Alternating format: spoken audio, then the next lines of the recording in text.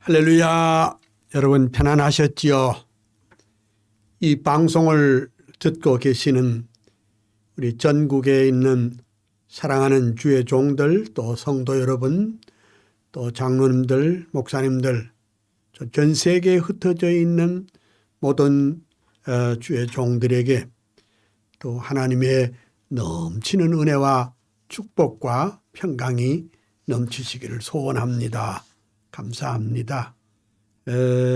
오늘 또 우리가 칼빈은 신학자요, 목사요, 그리고 또 그 위대한 교회 개혁자인 거 맞지만은 또한 우리가 이 발붙이고 살고 있는 이 세상, 또 국가는 무엇이고 정치는 무엇이고 또 경제는 무엇이고 이런 것에 대해서도 그 성경적인 세계관을 가지고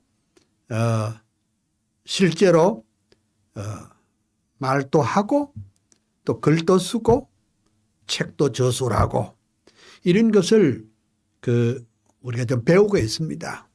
그러니까 우리 그리스도인들은 우리의 신학과 신앙의 그 기초를 놓으신 그 칼빈의 사상을 따라서 오늘 우리의 그 삶을 뒤돌아보고 우리가 할 수 있는 것이 무엇인가 이것을 살펴보고 있습니다. 그러면은 순서에 따라서 오늘 또 역시 요한 칼빈에 대해서 제가 쓴 그 시조를 한번 읽고 또 아브라함 카이퍼에 대한 시조도 한번 읽고 성경 읽고 그리고 강의를 하겠습니다. 오늘 강의 순서는 이번 주간에 했던 것을 약간 말하자면 복습을 하면서 그다음 오늘은 칼빈의 그 정치적인 유산이 뭐였던가 그리고 칼빈의 그 문화적 유산은 무엇이었던가 이런 것을 차례차례로 공부해 보도록 하겠습니다. 먼저 요한 칼빈에 대한 제가 쓴 노랫말 시를 한번 읽기를 시작하겠습니다. 이 방송을 듣고 계신 분들은 저를 보지 마시고 눈을 감고 한번 제 낭독을 한번 들으면 참 좋겠습니다. 그러면 머리에도 남고 또 마음판에 새길 수가 있지 않을까 이렇게 생각이 되집니다. 요한 칼빈.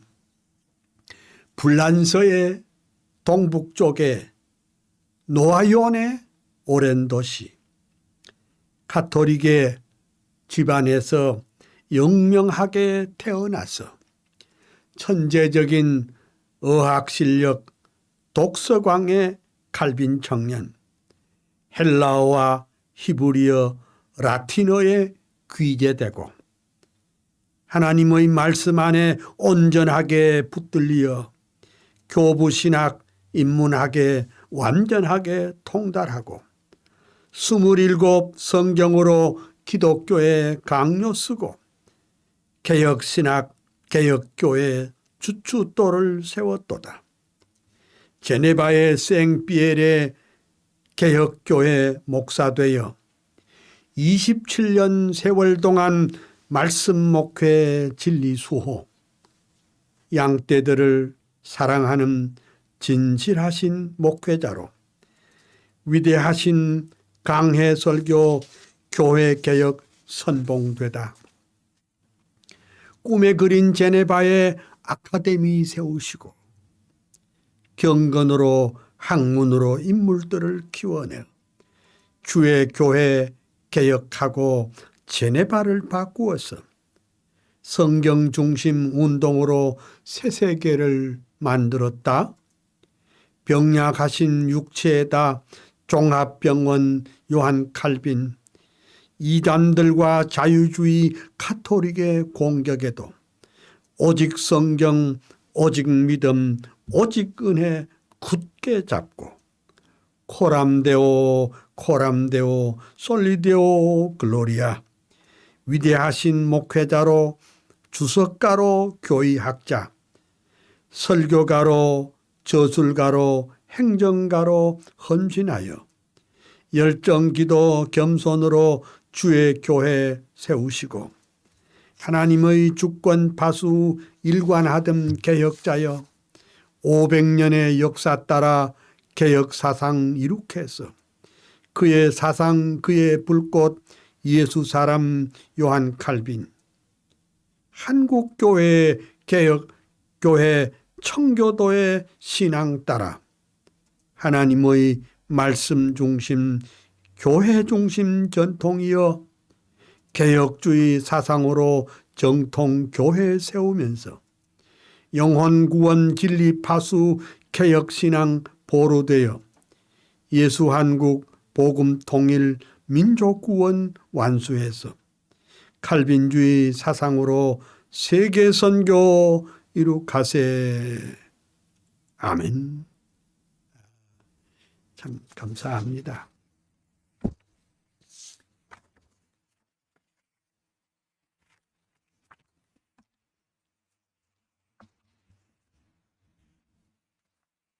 그 다음은 아브라함 카이퍼의 그 사상과 삶을 요약하는 그런 시를 읽어보겠습니다. 아브라함 카이퍼가 가신 지도 100년이요. 작은 나라 홀란드의 목사들 태어나다. 25세 칼빈 연구 최고학자 신학박사, 26세 목사 되어 첫 번 목회 시작하다. 베이스트 목회 중에 역사적인 칼빈 부흥, 우트레흐트 암스테르담 대형 교회 목사 되니 칼빈주의 화신으로 인본주의 대결하고 교회 개혁 챔피언인 목회자요 교수였다. 불꽃 같은 대설교자, 성령 사람, 말씀 사람, 정치가로 당 총재로 상원의원 수상되어 하나님의 주권 중심 나라 위에 동분서주, 세상 문화 바꿔버린 작은 거인 카이퍼여, 일간지와 주간지에 50년간 편집하고 끊임없이 칼럼 쓰고 논문들을 쏟아내어 200권의 저술을 남긴 위대하신 다작가여, 10개 머리 100개 손 하나님의 일꾼이요, 프라야 대학교의 총장으로 취임 시에 영역 주권 사상으로 세계관을 정립하여 교회 정치, 경제 사회, 문화교육, 예술학문 그 중심에 그리스도 왕이 되게 하셨다. 솔리데오 글로리아, 오직 예수, 오직 성경, 큰 소리로 평생도록 뜨겁게도 외치더니 교회개혁, 사회개혁, 정치개혁, 문화개혁, 칼빈주의 부흥시킨 대학자인 카이퍼여, 한국교회 모든 목사, 모든 장로 성도들아, 카이퍼의 칼빈주의 영역 주권 사상 받아 이원론적 세계관과 번영주의 그만두고 예수 한국 복음 통일 말씀으로 이룩하세. 자유주의, 인본주의, 합리주의 대결에서 칼빈주의 부흥운동 최전방에 전사되어 한국교회, 한국사회 새로운 꿈 심어주고 카이퍼의 칼빈주의 더욱 불타오르리라. 아멘. 감사합니다. 감사합니다. 이제 성경 읽고 강의 시작하겠습니다. 오늘 성경은 또 로마서 14장 17절부터 제가 봉독해 올리도록 하겠습니다. 다 같이 성경을 읽읍시다. 하나님의 나라는 먹는 것과 마시는 것이 아니요 오직 성령 안에서 의와 평강과 희락이라. 이로써 그리스도를 섬기는 자는 하나님께 기뻐하심을 받으며 사람에게도 칭찬을 받느니라. 이러므로 우리가 화평의 일과 서로 덕을 세우는 일을 힘쓰나니 식물을 인하여 하나님의 사업을 무너지게 말라. 만물이 다 정화돼 거리낌으로 먹는 사람에게는 악하니라. 고기도 먹지 아니하고 포도주도 마시지 아니하고 무엇이든지 내 형제로 거리끼게 하는 일을 아니함이 아름다우니라. 내게 있는 믿음을 하나님 앞에서 스스로 가지지 아니하는 자는 가지고 있으라.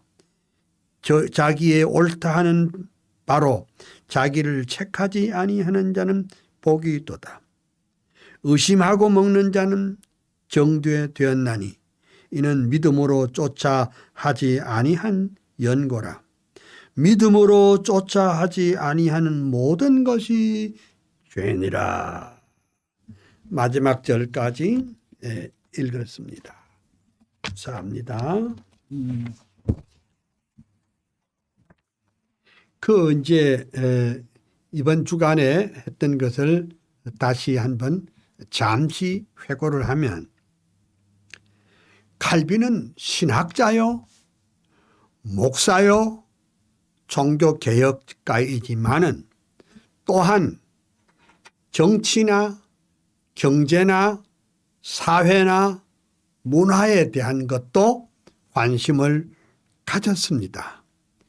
왜냐하면 이 세상은 하나님께서는 교회도 주권을 가지고 계시지만 이 세상에도 하나님의 주권을 가지고 계시기 때문에 그렇습니다. 그래서 이제 그 칼빈과 사회를 말하면서 칼빈은 부와 재산을 하나님의 선물로 인정했다. 그렇게 말했습니다. 예. 그래서 이제 공산주의 입장을 가지고 있는 사람은 돈 가진 사람, 재산 많은 사람을 말하자면 타도의 대상으로 삼는데 그거 아니지요. 부와 재산은 하나님의 선물인데, 그러면 그렇게 하나님의 선물이 된 것은 뭐냐? 정당한 재산의 축적을 말합니다.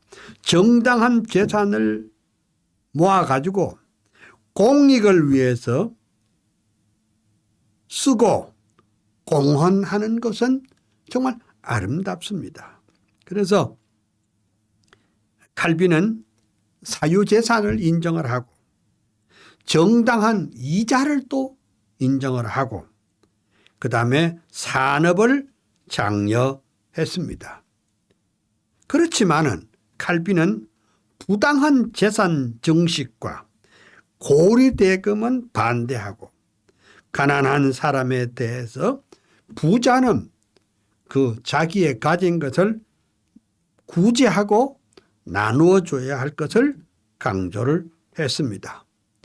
불법으로 재산 부정 축제하는 것은 죄악이라고 칼빈은 말을 했습니다. 이게 500년 전 얘기입니다. 그 500년 전 칼빈의 말이지만은 역시 성경적인 세계관을 가지고 이렇게 말을 했습니다. 요즘 돌아가는 얘기가 뭐냐니까 그 LH 그 공사 직원들이 정보를 미리 빼가지고 그 신개발지에다가 땅을 거의 다 이렇게 나누어서 샀다는 그런 얘기들이 있었는데 이거요, 이건 대단히 잘못된 것입니다.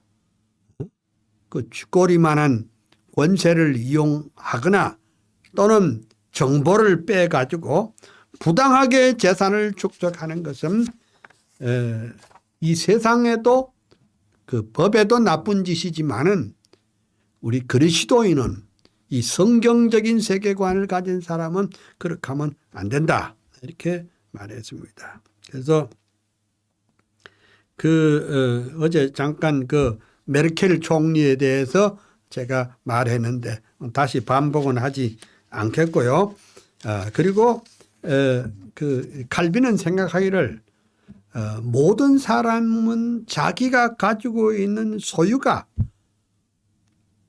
소유하고 있는 모든 것에 대해서 청지기 직분을 가지고 있는 것이다.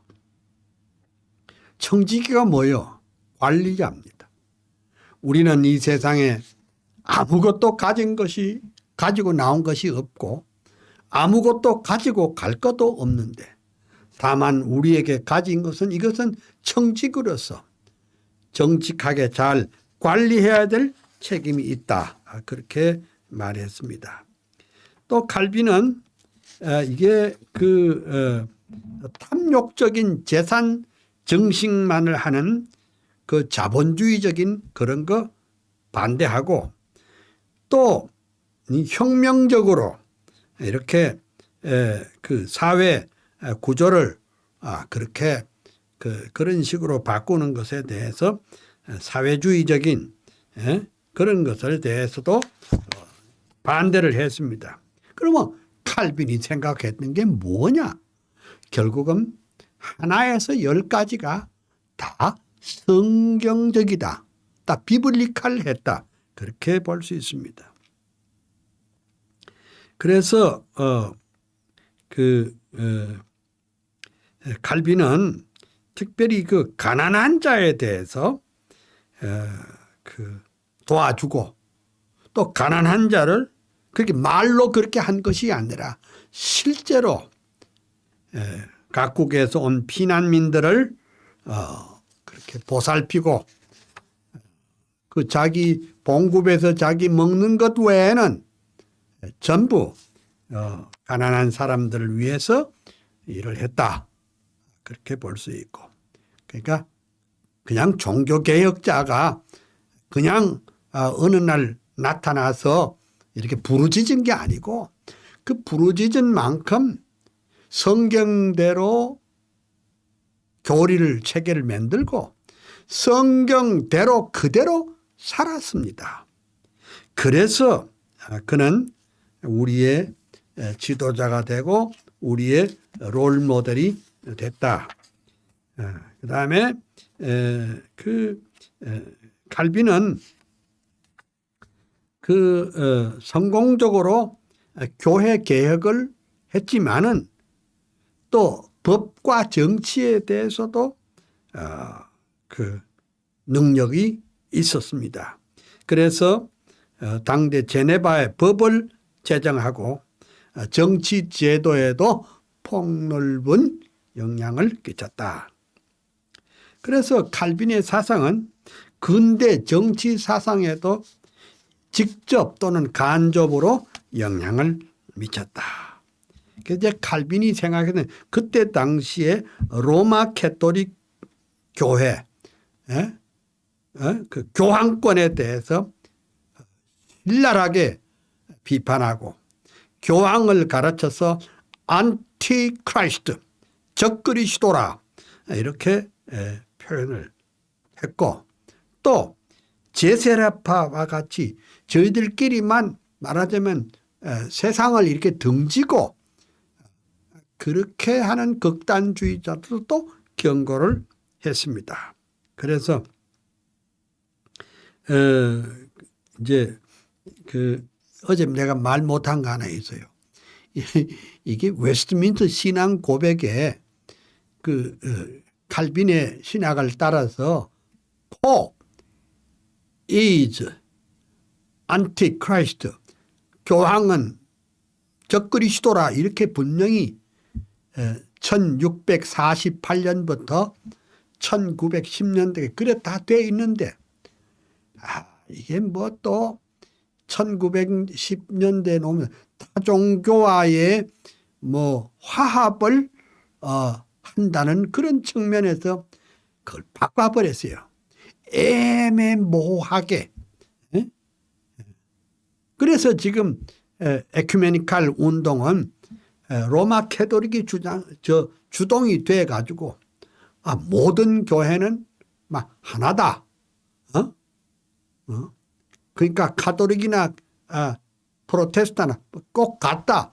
이렇게 망발을 하면서 이렇게 하는 것이 이것이 소위 에큐메니칼 WCG의 정치 운동인데, 근데 우리가 교회가 연합되는 거 참 좋은 일이지만은 카톨릭이 주도가 돼 가지고 소위 그 릴리저스 플루랄리즘, 종교다원주의 입장으로 넘어가는 것은 절대 반대다. 이렇게 말할 수 있습니다. 그 다음에 이제 칼빈은 구약의 이스라엘 통치 제도와 제네바 정치 제도를 잘 조화시켜서 민주주의 정치 형태를 했는데, 거기다가 약간 귀족 정치를 가담을 시켰다. 왜 그러냐? 그때 당시에 그 국민들은 유럽의 사람들이 다 80%가 문맹이었습니다. 그래서 그 20%의 말하자면 그 오피니언 리더들, 그 지도자들을 정치에 참여하는 것이 좋다, 이런 뜻이 되겠습니다. 그래서 사실은 이제 그 장로교회가 그 근대 민주주의 정치에 적극적인 영향을, 대단히 큰 영향을 주었다. 네? 그러니까 가령 예를 들면 우리 한국도, 한국의 1948년 이승만 초대 대통령께서 대한민국 민주공화국을 세웠습니다마는 그 전에 이미 교회는 보세요. 목사님도 투표로서 청빙을 하고 장로님도 투표로 만들고 그 노회장도 총회장도 투표로서 했습니다. 그래서 이것이 전부 말하자면 민주적인 제도로 했다. 그 다음에 그 칼빈은 왜 그러면 정부를 세웠을까? 그러니까 그 칼빈은 그 국가 또는 정부를 세운 이유가 인간은 허물과 죄로 말미암아 죽었고 전적 부패했고, 그렇기 때문에 인간의 그 악행을 통제하고 이 땅 위에 정의를 구현하려고 하기 위해서 필수적으로 필요하다, 이렇게 생각을 했습니다. 그렇지만은 이 정부가 만약에 하나님의 뜻에 어긋나고 또 국민들의 뜻에 어긋나서 독재로 가거나 폭정을 갈 때는 여기에 대해서 저항운동을, 합법적인 저항운동을 할 수 있다고 했습니다. 그렇지만은 이 저항운동은 무력 저항운동은 안 되고 오직 그 합법적인 저항운동을 해야 할 것을 말을 했습니다. 그 다음에 이제 어제 이제 그 역사적으로 그 합법적인 그 저항운동, 국가에 대해서 항명하는 운동, 대표적인 것으로는 뭐 언약도들의 운동, 또 영국의 명예혁명, 또 스페인에 대해서 그 화란의 그 저항운동, 독립운동 이런 것은 다 옳다고 봤습니다. 그 다음에 미국 독립선언에 또 칼빈주의자들이 큰 역할을 했다. 이렇게 했습니다. 그러면 이제 어제까지는 그렇게 얘기했는데 오늘은 그 칼빈의 그 정치적인 유산에 대해서 조금 알아보도록 하겠습니다. 칼빈은 시의회로부터 교회의 독자적 치리권을 확보했습니다. 그리고 칼빈은 그 교회와 국가를 상호 협력하는 데 있어서 첫째 이단 방지, 두 번째는 시민 복지를 할 때는 교회와 국가가 상호 협력해야 된다 이렇게 말했습니다. 이제 13페이지 칼빈주의는 칼빈의 주장을 영역 주권 원리로 발전시키고 교회와 국가를 분리하고 그 하나님의 주권 아래, 그러니까 교회도 하나님의 주권 아래 있고 국가도 하나님의 주권 아래 있다는 것을 말을 했습니다. 그리고 칼빈의 하나님의 주권 사상과 시민 저항 정신은 근대 민주주의 발전의 원동력이 됐다. 그렇게 말을 했습니다. 그래서 이 성경 모르면요, 민주주의를 몰라요. 기독교를 몰라가지고서는 민주주의 몰라요. 칼빈을 몰라가지고서는 이 정치도 몰라요. 그러니까 이제 이게 이제 무신론자들, 진화론자들, 불신자들이 나라의 지도자로 공복으로 이렇게 나가는 거요. 뭐 어쩔 수는 없지만은 그 우리가요, 우리 참 중생한 사람들이 예수 바로 믿는 사람들이 바른 성경적인 세계관을 가지고요, 이게 그 허무주의 사상을 가질 것이 아니라 염세주의 사상을 가질 거 아니라 적극적으로 이렇게 참여해서 이 땅에 하나님의 나라를 이루는데 최선을 다해야 된다 이렇게 볼 수가 있습니다. 14페이지 이제 또 좀 다른 제목으로 그 칼빈이 일한 가운데 그 문화적 유산에 대해서 좀 생각을 해 보겠습니다.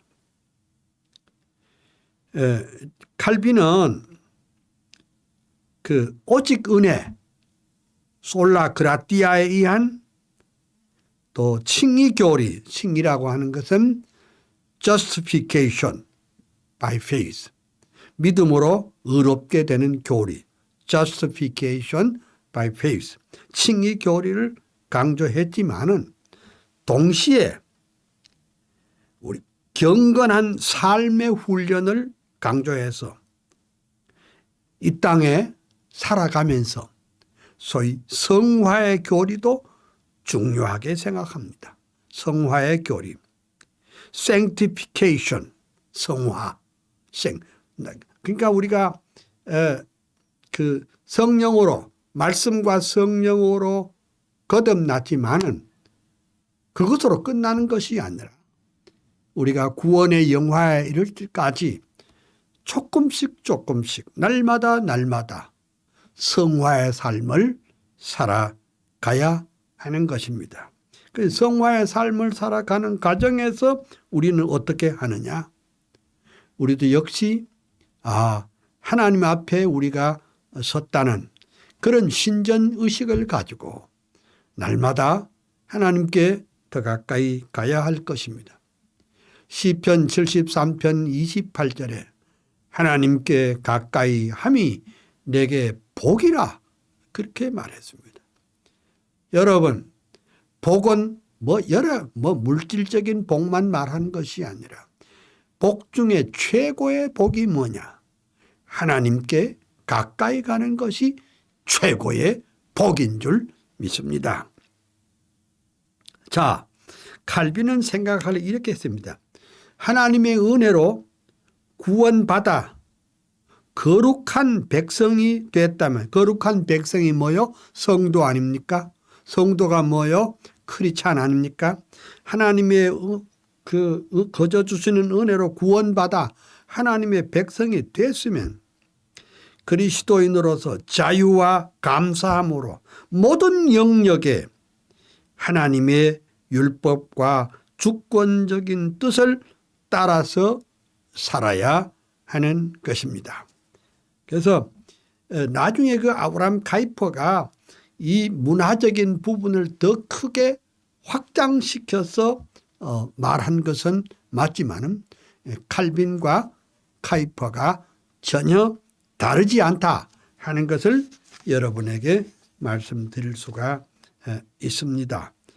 우리가 그 오직 은혜, 그러니까 솔라 그라티아, 솔라 스크립투라 오직 성경, 그리고 솔라 피데 오직 믿음, 이런 것을 우리가 아주 은혜를 받았다면 우리의 삶 속에서 그것을 새롭게 발전시켜 나갈 수 있어야 한다는 것입니다.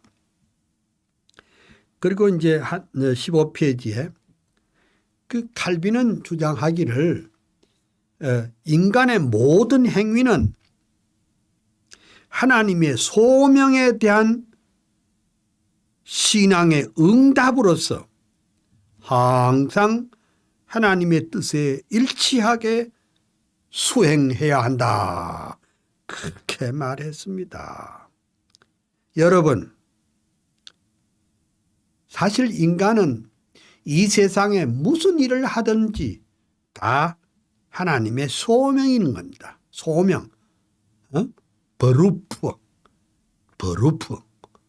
영어로는 calling. 그러니까 이게 하나님의 소명을 받은 사람은 그 무슨 일을 하든지 간에 날마다 청지기로서 하나님 앞에 감격과 감사와 확신을 가지고 제 몫을 잘 감당하는 것이고, 그것이 바로 그 버루프, 그 콜링, 그 소명을 감당하는 것이 바로 그리스도인으로서 신앙의 응답이고, 그것이 곧 하나님의 뜻에 일치하게 수행하는 것이다. 그렇게 말할 수 있습니다. 근데 이제 우리 한국에는 좀 이런 게 있어요. 존 버년의 그 필그림스 프로그레스, 즉 철로 역정이 성경보다 먼저 번역됐는데, 기독교가 이 장망성을 버리고 저 천국을 향해서 걸어가는 그런 것이 기록이 되어 있습니다. 위대한 작가의 그 번연의 위대한 그 작품입니다. 그런데 우리가 이것을 알아야 됩니다. 존 번연이 원래 땜쟁이였거든요. 그런데 참 은혜를 받고 전도하다가 체포돼 가지고 오랫동안 감옥 생활을 하였습니다. 그 감옥 생활에서 말하자면 이 위대한 작품이 나왔습니다. 그런데 그때 생각이 뭐냐? 이 세상은 장망성으로 이해를 했습니다. 근데 그 영향이 한국에 좀 많이 영향을 미친 것 같은데, 여러분, 이 세상은 죄도 많고 불의한 놈이, 도적놈이 우글거리고 부정과 부패가 아주 그냥 하늘을 찌르는 이런 사회에 살지만은, 그러나 우리 그리스도인은 믿음으로 말미암아 의롭게 되고 하나님의 자녀가 된 것은 이 세상을 변화시키는, 내가 있는 분야에서 이 부패한 세상을 소금 노릇 빛 노릇 하면서 세상을 변화시키는 사명, 소명을 받은 것입니다. 비록 이 세상이 더럽고 추하지만 그러나 우리 구속함을 받은 성도들에게는 이 땅을 하나님의 나라로 바꾸기 위해서 최선을 다하는 사람이어야지 이 세상을 염세주의, 허무주의, 패배주의로 소극적으로 뒤에 숨어서 할 말도 못하고 할 일도 못하고 이렇게 사는 것은 그리스도인의 삶이 아니라고 칼빈은 말합니다.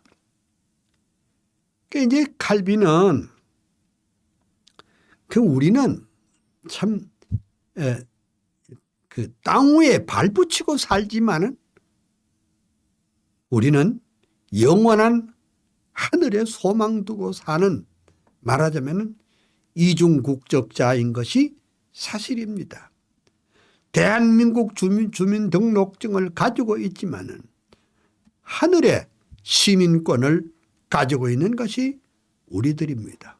그러므로 뭐가 두려워서 뭐가 꿀려서 할 말을 못하고 뭐가 문제가 돼서 우리가 꼭 기어 들어가는 것처럼 세상 만사 살피니 참웃되구나, 부귀공명 장순들 무엇하리요. 예, 그거 다 말하자면 부귀공명 장수 별것 아니지만은, 그러나 우리는 구속함을 받은 사람은 세상 만사 살피니 야, 일감이 많구나. 세상 만사 살피니 일감도 많고 할 일도 많고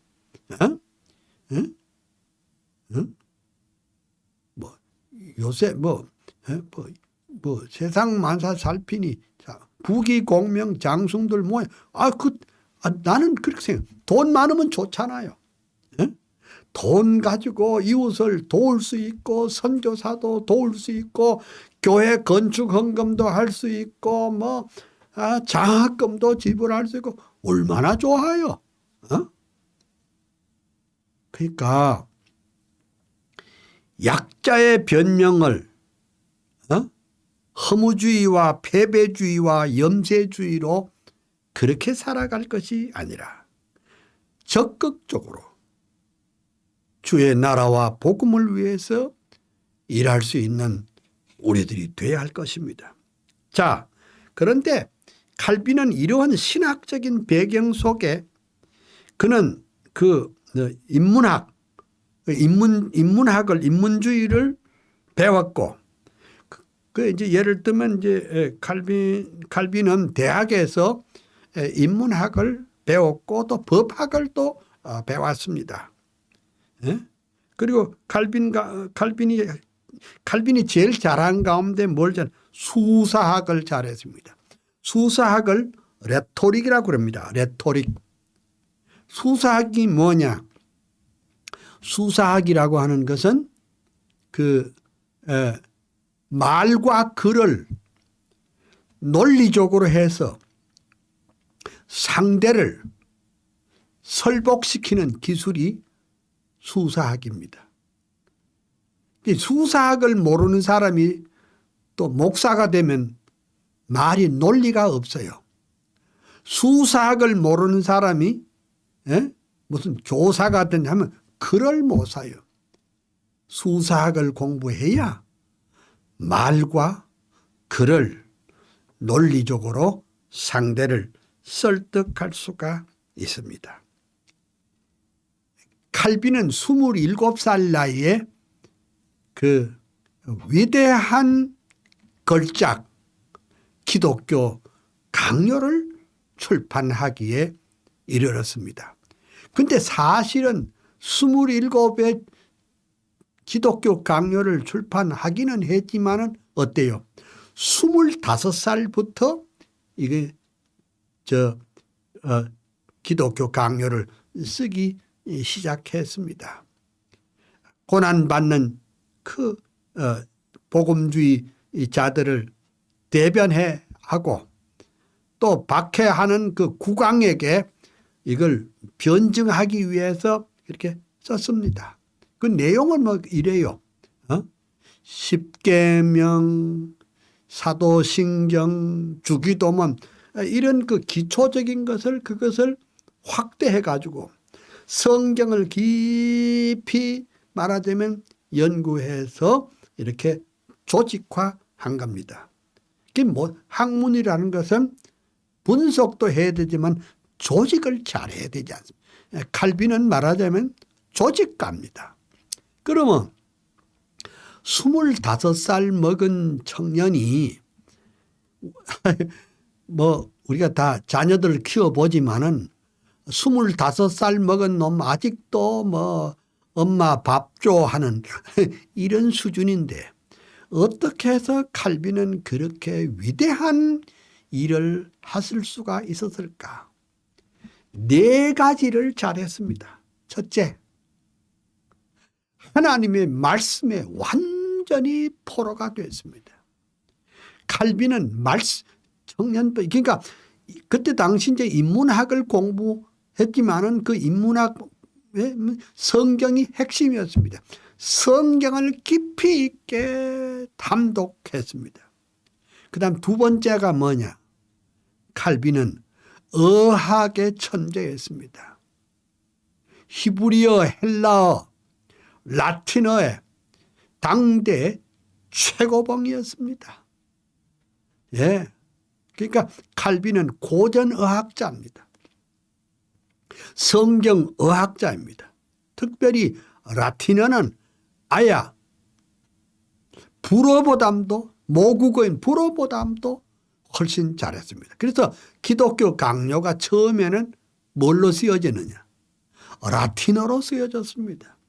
라틴어로 쓰여진 다음에 그 다음에 불어로 또 번역이 됐고 그 다음에 영어로 아란어로 이렇게 번역이 된 것을 우리가 알 수 있습니다. 그 다음에 세 번째가 뭐냐? 칼빈은 독서광입니다. 독서광입니다. 그럼 뭘 독서를 했을까? 교부들의 원전이 다 라틴말로 되어 있잖아요. 교부들의 원전 라틴말을 다 씹어 먹어버렸습니다.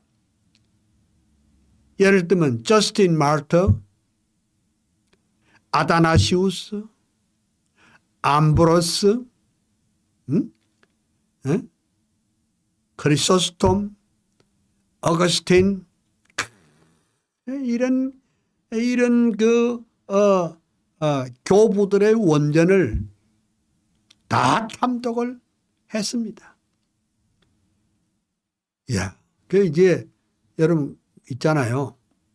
아브라함 링컨이 말하기를 책 2권 읽은 사람은 한 권 읽은 사람을 지배하도록 돼 있다. 이렇게 말했습니다. 그러니까 칼빈은 말하자면 그 무기를 성경의 무기, 어학의 무기, 독서로 광범한 지식의 무기 다 가지고 있어요. 네 번째가 뭐냐? 레토릭입니다. 수사학의 최고의 권위자입니다. 이 수사학의 권위자이기 때문에 칼빈은 로마 캐토릭과의 논쟁에서 단 한 건도 패배한 일이 없고 다 승승장구했습니다. 이겨버렸습니다. 논리적으로, 합리적으로, 교리적으로 이겨버렸습니다. 그러니까 요한 칼빈의 기독교 강요를 썼는데 거기에 대한 반론책이 아직 없습니다. 아직 없어요. 그러니까 칼빈은 승리하고 오늘 우리에게 오직 성경, 오직 은혜, 오직 믿음, 오직 그리스도, 오직 하나님의 영광, 이런 그 체계를 오늘 살아가는 우리들에게 보여주신 것입니다. 그런데 칼빈은 이와 같은 시스템을 마련하면서도 또 어떻게 음악도 미술도 동시대 지식과 문화에도 관심이 많았습니다. 그래서 칼빈은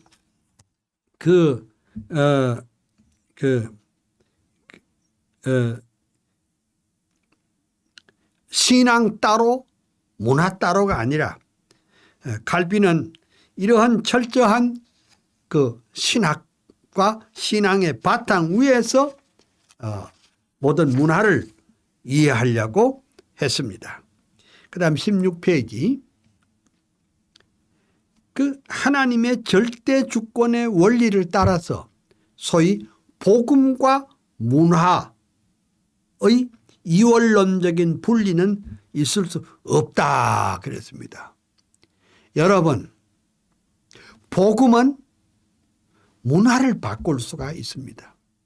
우리의 참된 이 복음이 문화를 바꿀 수 있다 그렇게 봤습니다.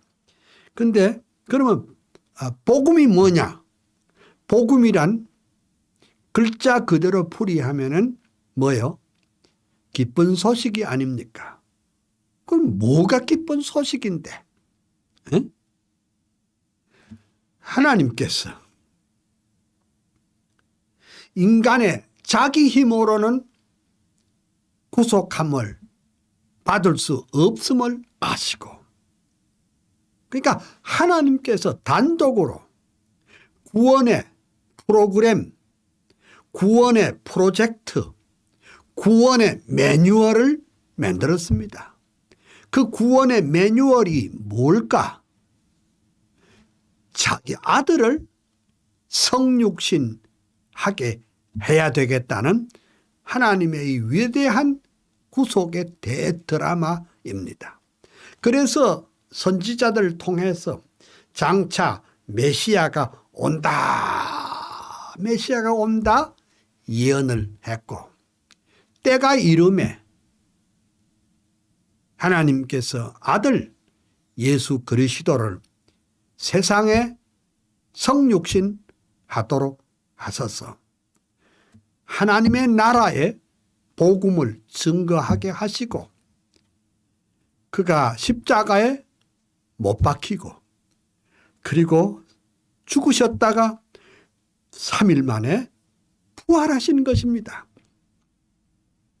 이 일련의 사건을 그리스도 사건이라 크라이스트 이벤트라고 합니다. 이 크라이스트 이벤트가 뭐냐? 복음입니다. 왜 복음이냐? 하나님께서 우리의 구원을 위해서 하나님 자신이 만들어 놓은 이 구속의 대업을 그냥 영접하는 자, 곧 그 이름을 믿는 자들에게는 하나님의 자녀가 되는 권세를 주셨기 때문에, 아니 이 세상에 이보다 더 큰 복음이 어디 있어요? 이보다 더 큰 복된 소식이 어디 있어요? 참 이것은 너무 크고 놀라워서 까무러쳐 뒤로 자빠질 뻔한 건 너무너무 좋아서 이 하나님의 복음이, 예수 그리스도의 이 복음이 너무너무 좋고 해서 발을 굴리며 하늘을 향해 감격과 감사할 수밖에 없는 것이 복음입니다. 여러분, 그래서요, 기독교는 그냥 종교가 아니에요. 기독교는 바로 복음입니다. 그러니까 복음을 깨닫는 사람이 제대로 된 성도요. 그 복음을 어떻게 깨닫노? 말씀과 성령이. 이제 칼빈 신학의 핵심이 말씀과 성령이 더불어 역사해서 우리에게 새 생명을 주셨다. 이렇게 볼 수가 있습니다. 예. 그래서 근데 이제 복음은 이런데 이 세상에 이제 우리가 살아가는 데는 그 문화가 있습니다. 하나님께서는 우리에게 문화 창달의 소명도 주셨습니다. 그런데 우리가 잘 알아야 될 것은 이 세상의 문화는요, 그 여러 가지 문화가 있습니다. 뭐 유교 문화도 있고 불교 문화도 있고 이슬람 문화도 있고 또 무슨 뭐 세속 문화도 있고 문화. 그런데 이 문화 가운데는요, 아니 이게 요즘 우리 세계적으로 한국에 그 떠돌아다니는 문화 운동이 뭐냐? 아이, 막스주의 문화예요. 에? 이 막스주의 문화는 뭐냐? 소위 신막스주의 문화라고 그러고 이걸 또 다른 말로 문화 막스주의자라고 그럽니다. 이야.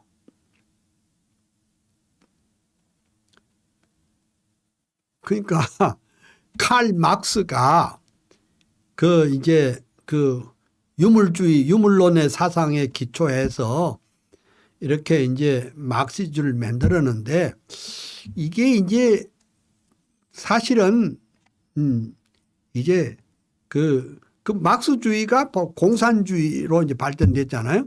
근데 이 공산주의가 이제 다 이제 무너졌잖아요. 에? 에? 에? 다 무너졌어요. 에? 저는 이제 그 러시아가 무너지기 전에 제가 러시아에 좀 가봤어요. 또 헝가리가 공산주의로 무너지기 전에 또 헝가리에 또 가봤어요. 야, 그러니까 이 공산주의 사회는 사회주의 사회는 한마디로 통제 사회예요. 주인이 없다 이게. 그래서 제가 이제 그 뭐 이게 집이나 거리나 이렇게 보면 뭐 도무지 수리하는 사람이 없어요. 내게 아니니까. 다 국가 거니까 뭐 관심 둘 필요도 없고 뭐 땀 흘릴 필요도 없고 그런 것을 제가 봤습니다. 제가 저 30수년 전에 러시아 헝가리 지역에 갔을 때는 아이고 공산당 붉은 별이 막 그 기관 위에 탁 있는 정말 살벌한 그때 제가 가본 일이 있어요. 근데 어때요? 다 이제 무너졌어요. 공산주의가 다 무너지고 근데 아직도 중국하고 북한만 그 짓거리를 하고 있습니다. 그런데요. 이제 이렇게 이제 말하자면 이제 그 공산주의가 무너지고 막스주의가 이제 별 볼 일 없는 사상이 되고 그 이론 가지고서는 안 되니까 이 묘한 꾀를 냈습니다. 그 꾀가 뭐냐? 이 막스주의가 문화로 침투하기 시작했습니다. 그 문화가 뭐냐? 영화, 연극, 미술, 음악, 뭐 각종 모든 문화 매체에 뭐 드라마 이런 데에 소위 문화 막스주의가 침투해 가지고 사람의 생각을 바꿔버리는 그런 운동이 일어난 것을 볼 수가 있습니다. 지금 우리 한국의 제일 큰 문제가 뭐냐? 문화 막스주의자예요. 그러니까 이 문화적으로 침투해 오는 막스주의는 말 그대로 소리 소문 없이 사람들의 마음을 바꿔버립니다. 문화 막스주의가 소설을 통해서 침투하고 뭐 누구 소설 내가 말 안 하겠습니다. 그리고 교육계에 침투해서 사람들의 생각을 다 바꿔버립니다. 그러니까 좌파들은 이런 문화 막스주의에 감염됐고 이 문화 막스주의를 이렇게 프로파간다 전파하는 그런 것을 볼 수가 있는데, 그러면 우리는 대안이 뭐냐? 우리는 소위 하나님 중심의 문화, 칼빈주의적인 문화,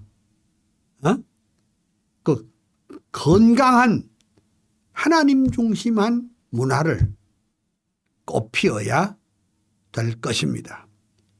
그런데 이 하나님 중심 문화, 하나님 중심 세계관을 가진 이 문화가 영화에도 들어가고 소설에도 들어가고 미술, 음악, 연극 다 들어가야 되겠는데, 아이고 저는 너무너무 답답해요. 왜 우리 한국교회 목사님들은 그리스도 중심한 문화, 하나님 중심한 문화, 성경 중심한 문화 운동을 왜 외면하는지 모르겠어요. 응? 그냥 늘 하시는 말씀이 그냥 이 세상에 복 받고 살아라. 그래, 복 싫어하는 사람이 세상에 어디 있어요? 복 다 좋아하지요. 근데 그 복도 뭐라고 그러느냐? 복은 내 마음먹기에 따라서 다르다는 거예요. 긍정적인 생각을 가지면 복이 굴러 들어온다네. 긍정적인 생각을 하면 돈이 들어온다네. 뭐 이런 짓을 하고 있는 것인데, 그러나 우리가 알아야 될 것은 우리 한국교회 목사님들이 철저하게 생명의 복음을 가감없이 증거하고 그 생명의 복음을 중심으로 해서 젊은이들을, 아니 성도들을 말하자면 이 하나님 중심의 문화운동의 주체자가 되도록, 하나님 중심한 문화운동의 중심이 되도록 교육시키고 훈련시키고 밀어주고 또 그렇게 해가지고 참 이 악의 세력, 문화 막스주의를 퇴출시키고 이 땅에 하나님 중심의 문화, 칼빈주의 문화를 세우는 일에 있어서 목사님은 말할 것도 없고 장로님들, 권사님들, 그리고 모든 영역에 있는 그리스도인들이 합심해서 이 문화운동에 동참을 해야 될 것입니다. 그러려면 어떻게 해야 되겠느냐? 예수 믿는 사람들이 실력이 좀 있어야 돼요. 예? 그 실력이 뭔 실력이냐. 책을 좀 많이 읽어야 돼요. 뭐 성경도 많이 읽어야 되겠고 신학 서적도 경건 서적도 많이 읽어야 되지만 일반 서적도 많이 읽어서 이게 이제 그 논리적으로 논리 싸움에 지면 안 돼요. 논리 싸움에 이겨야 돼요. 예? 예? 일찍이 프란시스 셰파 박사는 말하기를 논리는 논리로 철학은 철학으로 사상은 사상으로 이 불신 세계와 대결해야 된다고 말했고 또 아브라함 카이퍼 박사도 똑같은 말을 했습니다. 그래서 그 복음의 진리를 실제적인 삶에 구체적으로 적용하고 변화 촉진을 하는데 우리가 앞장서야 된다 이렇게 볼 수 있습니다. 그래서 칼빈의 그 문화적 추구는 서구 사회 대중문화에도 깊은 영향을 끼쳤습니다. 보세요. 한국 교회 성도들이 뭐 지금은 통계는 왔다 갔다 하지만은 뭐 한 20%가 된다고 합시다. 근데 20%는 대단한 겁니다, 사실은. 예? 옛날에 우리 한국에 해방되기 전에는 5%도 안 되는 그 기독교인들이 사실은 독립운동에 앞장섰고 정치, 경제, 사회, 문화, 예술, 과학 모든 영역에 견인차가 됐는데 이게 요즘은 어떻게 된 것인지 기독교인들이 불신자한테 천덕꾸러기가 되고 정부가 교회를 알기를 아주 우습게 알고 뭐 10명 모여라 20명 모여라 20% 모여라 30% 모여라 예배 드려라 드리지 마라 이 뭐 하는 짓입니까? 근데 거기 또 정치하는 사람들도 다 집사 아니면 장로래 뭐 하는 짓입니까? 야, 그러니까 집사가 되려면 장로가 되려면 정말로 복음을 제대로 알고 정말로 중생의 체험을 갖고 역사적인 이 말하자면 리포메이션의 정신을 제대로 알고 그것을 삶 가운데서 실행할 수 있는 자들이 정계도 나가고 법조계도 나가고 행정계도 나가서 세상을 바꾸는 주역이 돼야지. 세상에 파묻혀서 살아서는 안 됩니다. 그런데 칼빈의 그 사상이 서구 사회 대중문화에도 크게 영향을 끼쳤다. 이렇게 할 수 있습니다. 그 다음 17페이지 내가 보는데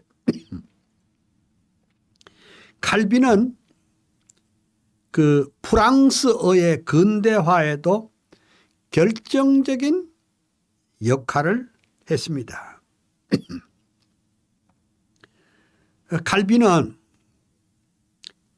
기독교 기독교 강요 불어판을 낼 때 문장이 센텐스가 짧고 정확한 용어들을 사용해서 불어 발전에 혁혁한 공을 세웠습니다. 또 초기 미국 문화 속에는 청교도들을 통해서 전달된 칼빈주의적인 유산이 뿌리 내리고 있었습니다. 청교도들이 청교도적인 규범들이 미국 사회의 하나의 문화 현상이 되고 있습니다. 칼빈은 음악을 잘 못했습니다. 그러니까 당대의 최고의 그 궁중음악가인 마로, M-A-R-O-T, 이 마로라는 사람을 시켜서 시편에다가 곡조를 붙이도록 했습니다. 근데 그 화란이나 또 독일의 유럽 사람들의 그 개혁교회는 시편을 많이 부릅니다. 시편을 많이 부르고 또 우리가 한국에서 부르는 찬송은 주로 미국에서 온 것인데 그 미국에서는 말하자면 그때 당시에 미국의 복음송이였습니다. 그런데 그러나 그 유럽에 가면 시편 찬송을 많이 부르는데 사실은 이 시편 찬송이 우리 본래 우리 개혁교회 찬송이었습니다. 그런데 이제 이 시편 찬송을 부르거나 들어보면은 정말 경건하고 아름답습니다.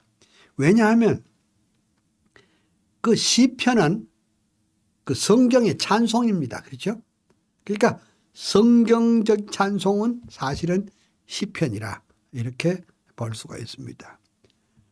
그런데 뭐 요즘 우리가 이게 찬송 중에 혹은 가스펠 쪽에는 그 하나님께 찬양, 하나님께 영광 그 별로 없고 그냥 뭐 나는 믿었네, 나는 좋았네, 나는 기뻤네, 뭐 나는 어쩌네, 뭐 이런 수준의 말하자면 물론 이제 전도송이니까 복음송은 전도송이니까 막 그렇게 할 수는 있겠지만은 칼빈은 그때 그 마로를 시켜서 시편곡을 만들었다. 그래서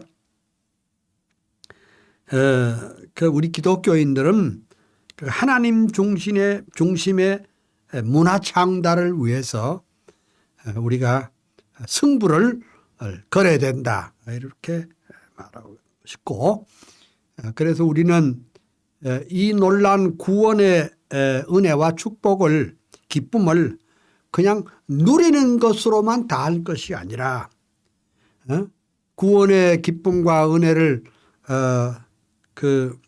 누리면서 끼리끼리 모여가지고 끼리끼리 일하고 끼리끼리 하는 거 여러분 그 끼리끼리 살아가는 안 됩니다. 생명의 복음을 받은 자는 세상의 문화까지 바꾸고 세상의 정치까지 바뀌고 세상의 경제까지 참 하나님 중심 문화로 바꿔야 할 그런 소망이 우리에게 있어야 하는 것입니다. 지난 미국 대선에서요, 드러난 것은 아이고 미국의 그 민주당 가운데는 아이고 딥스테이트들이 많아가지고 뭐 아주 희한한 그런 부정한 세력들이 많이 있고 그 부정한 세력들이 부정한 투표를 통해서 뭐 정권을 잡았다 하지 않습니까? 이거는 사실 미국을 파괴하는 거. 이건 왜냐하면 퓨리탄 문화가 공산주의 문화에 말하자면 먹힌 겁니다. 예. 그래서 우리는 이 퓨리탄 문화를 다시 회복하는 날이 있기를 소원합니다. 그리고 이제 그 칼빈이 프랑스어의 근대 발전에 결정적인 영향을 행사했다는데 사실은 이거 봐요. 한국은 기독교가 훈민정음 곧 한글을 발전시키는데 동력이 됐습니다. 만약 기독교가 들어오지 않았으면은, 복음이 들어오지 않았으면 이 땅에 여전히 한자 문화가 그대로 쓰여질 것이요. 여러분 한번 생각해 보십시오. 1882년에 중국에 와 있던 그 로스 목사와 그의 그 한국인 서상윤 일행이 누가복음을 이렇게 그 순 우리말로 번역해서 1882년에 목판 인쇄로 찍어 가지고 선교사가 들어오기 전에 이 땅에 한글 성경이 들어왔습니다. 제가 뭐 한국의 원본이 어디에 있다 하지만은 한국에서는 제가 못 봤고, 저는 스코틀랜드 성서공회에 가서 그것을 보고 제가 그랬어요. 이거 한국에 너무너무 중요한 거니까 요대로 그 인쇄를 해줄 수가 없습니까 했더니 거기서 한 권을 인쇄해 줬고, 그 제가 지금 가지고 있어요. 뭐 다음 기회 있으면 제가 보여드릴게요. 그 다음에 1887년에 신약이 번역이 되었습니다. 순 우리말로 번역되었습니다. 그러니까 나중에 이제 1920년대 와서 구약까지 완전히 번역이 됐습니다만, 이 성경이 그때 당시에 있는 그 한글을 모르는 그 아낙네들, 촌부들에게 이것이 퍼졌어. 참 말하자면 400년 동안 그냥 훈민정음이라는 그런 말하자면 한문으로 기록된 거 그것밖에 없었는데, 이 한글이 기독교가 들어옴으로써, 그러니까 복음 전파와 이것이 맞물려 가지고 성경을 번역했더니 그 성경 번역이 우리 대한민국을 깨우고 세계 문화에 대한 눈을 뜨기 시작하고 서양 문화에 대한 눈을 뜨게 하고 조국 근대화에 대한 것을 말하자면 눈을 뜨게 했다. 그러니까 지나간 100년 동안 기독교에 복음이 없었던 들, 기독교회가 없었던 들, 오늘 우리 한국의 한글 문화가 이렇게 발전될 수가 없었습니다. 여전히 한문을 뒤적거리며 그렇게 할 뻔했는데, 이 한글 문화가 기독교 문화가 됐고, 기독교 문화는 이 한글을 통해서 말하자면 온 한국 땅에 전달이 됐고, 그래서 결국 세계 언어학회는 뭐냐? 세계에서 가장 위대한 글자가 세종대왕이 만든 이 훈민정음이요, 바로 한글이란 사실을 인정을 해 주었습니다. 그래서 내가 오늘 아침에 어떤 방송을 보니 그게 사실인지 모르겠어요. 한국의 국보가 남대문이 1호가 남대문이었는데, 그 남대문을 국보로 정한 것은 일제가 그렇게 한 것이니까 그 대한민국의 국보 1호는 바로 세종대왕의 훈민정음이라 이렇게 말한 이도 들었습니다. 나는 그 자세한 것은 잘 모르지만은 어쨌든 칼빈이 그가 쓴 기독교 강요가 불어에 엄청난 영향을 끼치고 그 문화에 엄청난 영향을 끼쳤듯이 한국의 기독교가 순 한글 성경을 책을 찍어내므로 한국이 근대화되고 또 한글을 세계화하는 데 앞장섰다. 이렇게 말씀드릴 수가 있습니다. 오늘은 여기까지 하고 또 다음 주간에 다시 뵙겠습니다. 여러분들에게 주님의 은혜와 평강 그리고 축복이 넘치시기를 소원합니다. 기도하겠습니다. 할렐루야. 하나님의 크신 은혜 축복을 인해서 감사와 찬양을 올립니다. 하나님께서 사랑하는 주의 자녀들을 사랑하여 주셔서 또 이 강의를 들을 수 있도록 은혜 주신 그 감사합니다.